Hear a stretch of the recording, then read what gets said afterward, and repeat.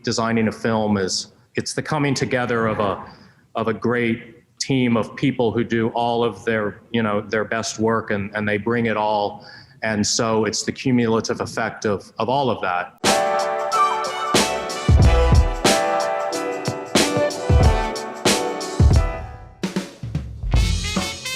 I always wanted to work in movies before I even knew what that meant, but I thought that was directing or acting or whatever. But I was in the theater and I was always artistic, so I was doing set design on stage.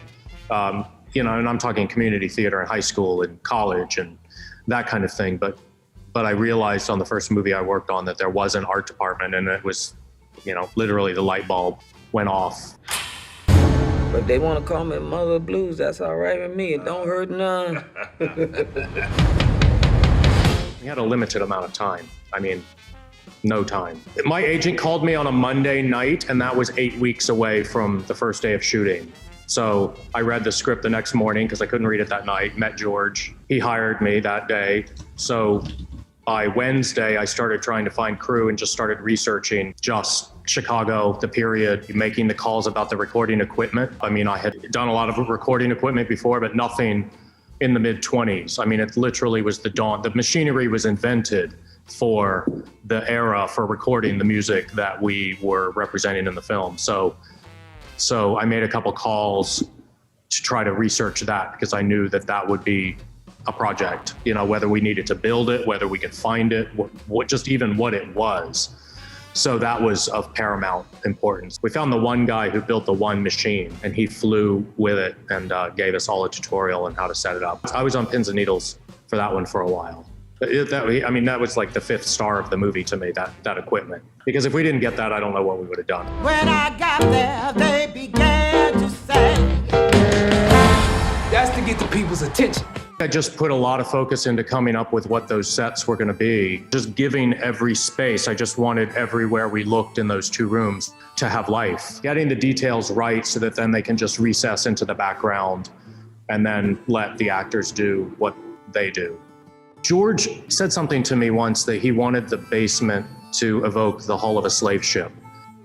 That was another thing that, obviously I researched. It's like, all right, what is that? What's the shape of that? What's it feel like? What could I take that would translate? And the day the actors walked onto the set, I told Viola that, and she just sort of, her head went down and she just thought about that for a long time. I make more money for this out there. Anybody else you got put together? They don't care nothing about me.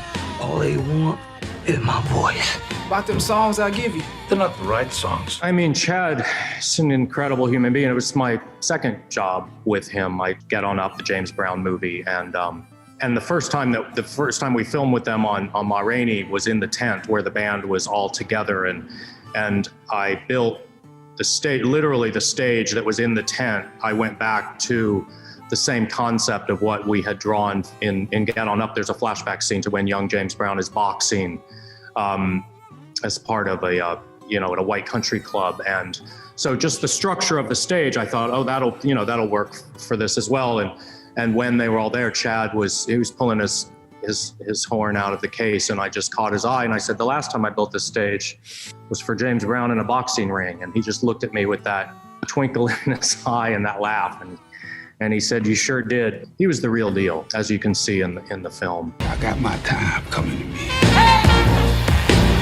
You don't know nothing about what kind of blood I got, what kind of heart I got beat here. You work on certain projects and you know that it's going to be special. It's the process, it's the journey of finding it. And when it all works in tandem, you end up with something like Ma Rainey. And that's, the great joy of what we do.